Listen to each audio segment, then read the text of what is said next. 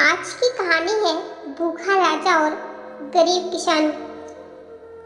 एक बार एक राजा वेश बदलकर रात में नगर का भ्रमण कर रहा था। अचानक वर्षा होने लगी। उसने एक मकान का दरवाजा खटखटाया। अंदर जाकर राजा ने गृहस्वामी से कहा, मैं कई दिनों से भूखा हूँ।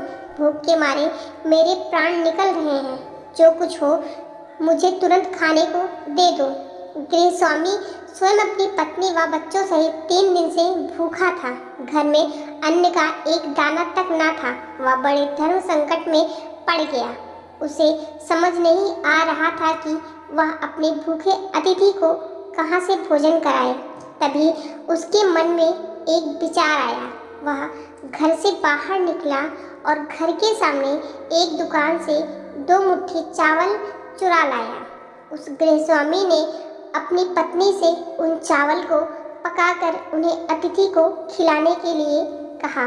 अगले दिन दुकानदार ने राजा से पड़ोसी की शिकायत की और कहा कि उसने दुकान से चावल चुराए हैं।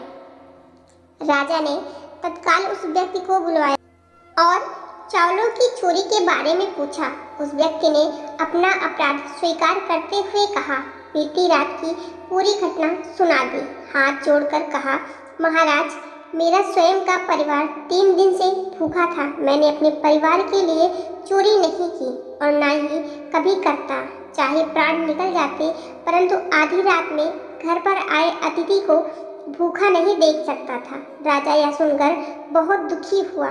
उसने बताया कि अतिथि वह स्वयं था। फिर उसने उस दुकानदार को बुलवाया और पूछा कि क्या उसने अपनी दुकान से पड़ोसी को रात में चावल चुराते हुए देखा था।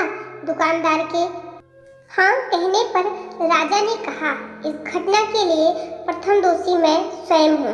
दूसरा दोषी दुकानदार है, जिसने रात में पड़ोसी को चावल चुराते देख लिया, परंतु 3 दिन तक पड़ोसी को परिवार सहित भूखा रहते नहीं देखा। इसने अपना पड़ोस धर्म नहीं निभाया।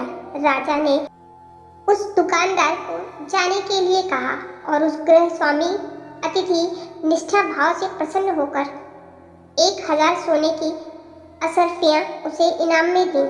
शिक्षा। दोस्तों, इस कहानी से हमें शिक्षा मिलती है कि हमें अतिथि का सम्मान करना चाहिए। और देखा जाए तो हमारे ग्रंथों में लिखा है कि अतिथि परमो धर्म, मतलब कि अतिथि का सत्कार हमारा परम धर्म है।